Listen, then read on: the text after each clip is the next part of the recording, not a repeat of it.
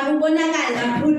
Impumelelo kuyiphelele endleleni izinto zalo mhlaba zakuvala emehlweni. Usulinda izinto zasemhlabeni awusayine sesisikoleni ngoba ususemaqenjini uzogcina uphelele emgwaqweni. Bazamile othisha ukwenza umuntu omusha kepha behluleka bezamile. Ngihlezi ngizibuza njengomngane ukuthi ngakwenzani. Phela ngangihamba nawe ekuseni phela siya esikoleni usuwasibamba inkunzi. Zolo lokhu besibiza ngenkunzi. Impumelelo kuyiphelele endleleni izinto zalo mhlaba zakuvala emehlweni. Izolo umngane wami ngoba wawuhamba eceleni kwami. Sizibona singodokotela sizibona singonjiniyela.